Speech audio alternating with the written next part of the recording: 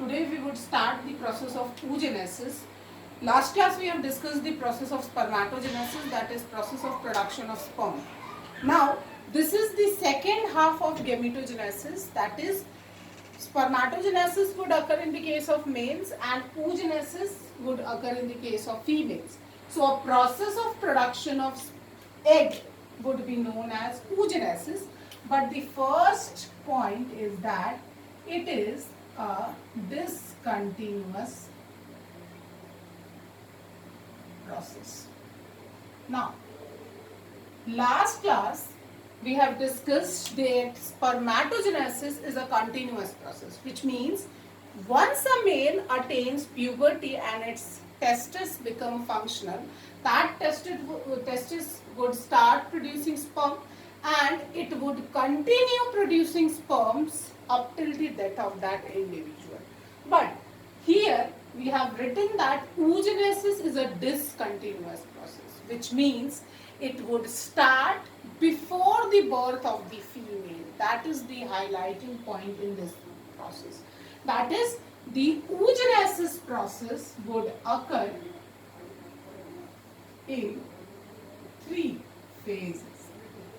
There are 3 phases. First one is saying multiplication phase. Second one is growth phase. Third one is maturation phase.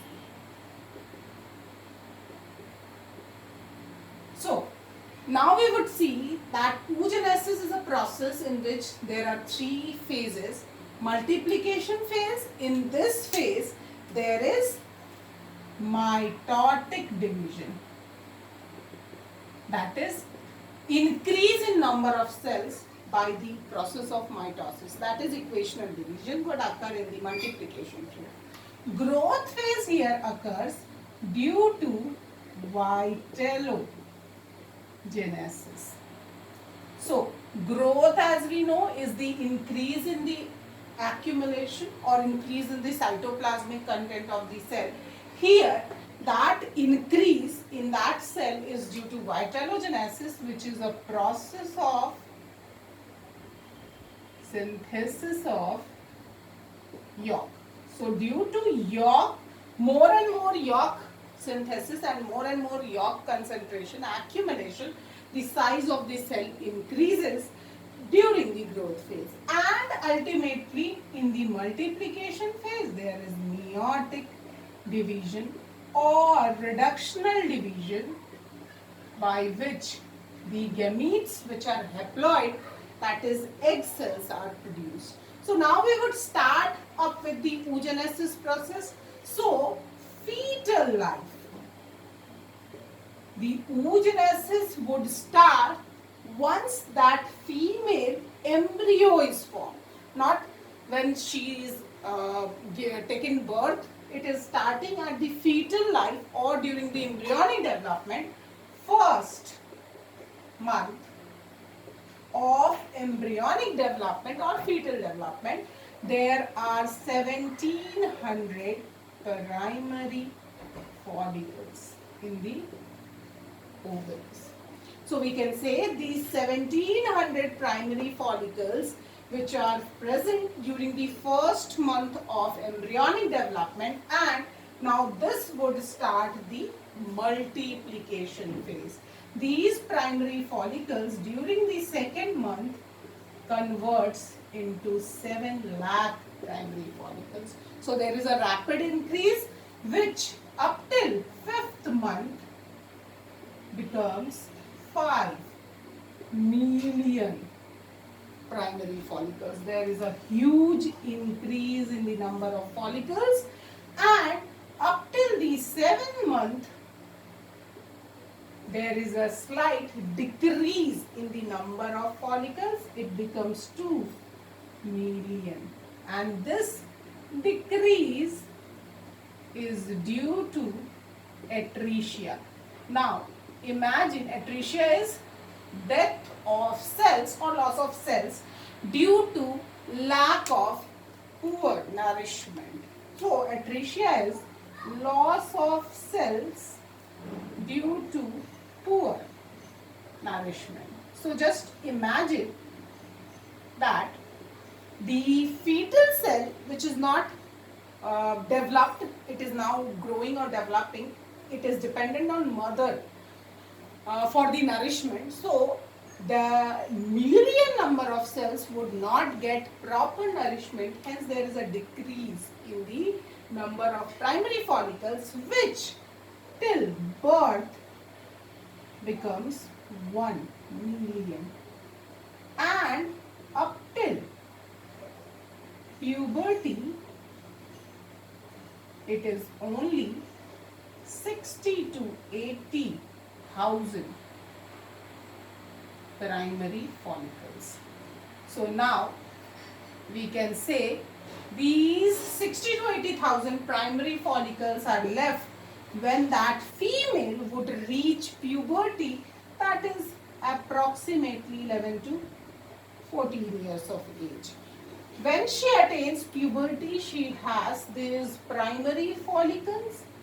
These primary follicles can also be known as oogonia, mother cell of egg. This is diploid because it is undergoing mitosis process, and this would be grouped under multiplication phase. So multiplication or mitotic division is occurring when that female is in the embryonic stage and oogonia or several oogonias are produced. Now this oogonia would undergo the second phase, that is the growth phase, and converts to primary oocytes.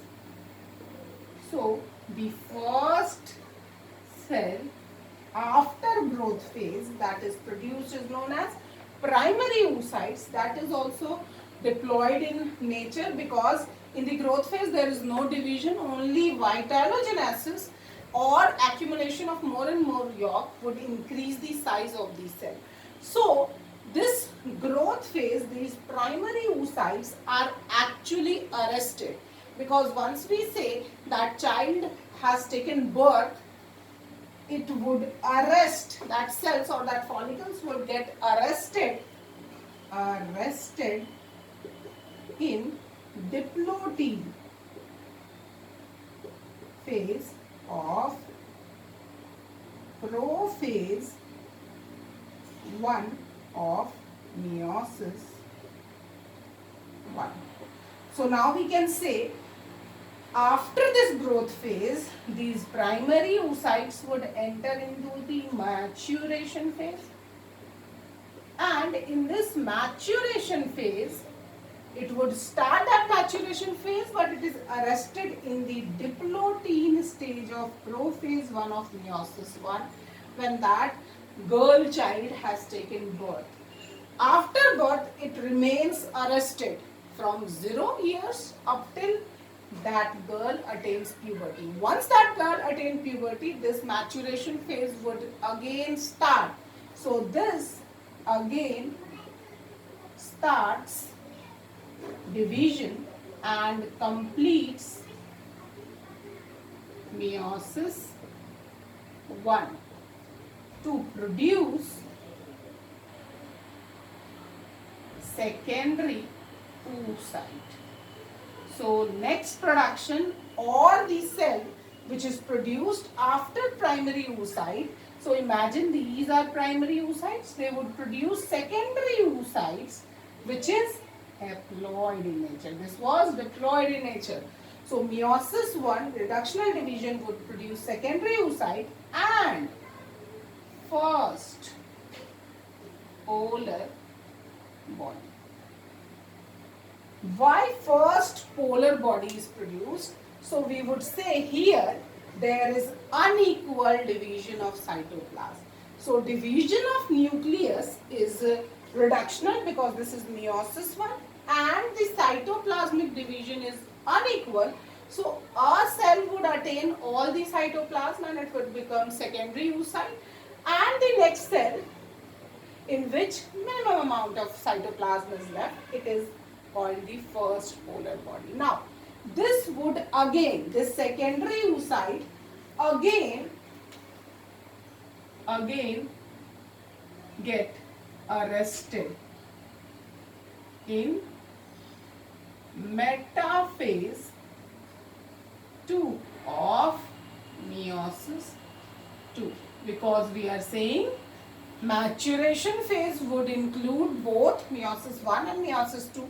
So meiosis 1 gets completed here and meiosis 2 starts, but now the secondary oocyte would remain arrested in the metaphase 2 of meiosis 2, and this will again start division once the sperm enters the body of the female.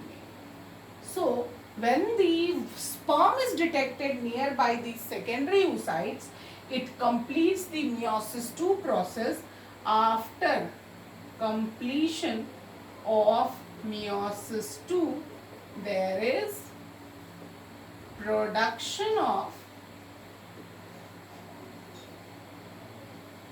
egg, ovum or ova, which is haploid, and this second polar body. So second polar body is produced when this oogenesis process gets completed or when the maturation phase gets completed. When the sperm is detected nearby the secondary oocyte, this secondary oocyte which is remaining arrested in the metaphase 2 of meiosis 2 would again start division and complete its meiosis 2 process to produce a gamete or a female gamete, that is egg, together with second polar body, because here also the same thing occurs due to due to unequal cytoplasmic division. Due to unequal cytoplasmic division, egg and polar body is produced.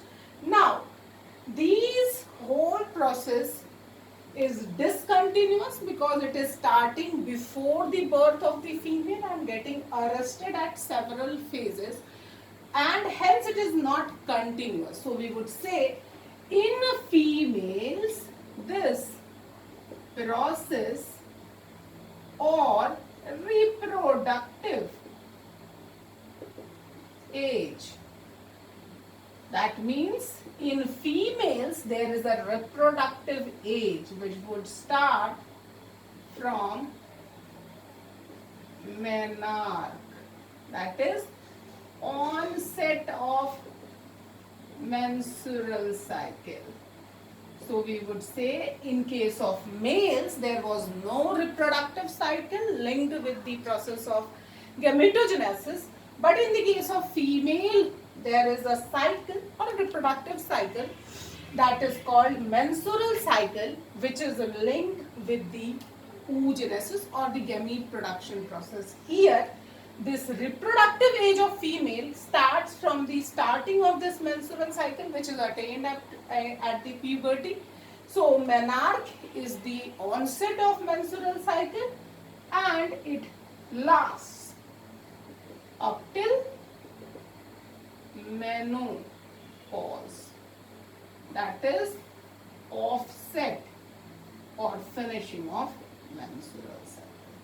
That's why all the changes, hormonal changes that would occur during the oogenesis process is linked up with this reproductive cycle in case of females. So in the females, the oogenesis and the menstrual cycle go hand in hand, and the hormonal changes would occur or would bring about certain changes in the ovaries together with the changes in the uterus of the females. As we know, female's uterus, which is also known as womb, is the site where the embryonic development would occur. So that menstrual cycle is also linked with the reproduction in the case of females.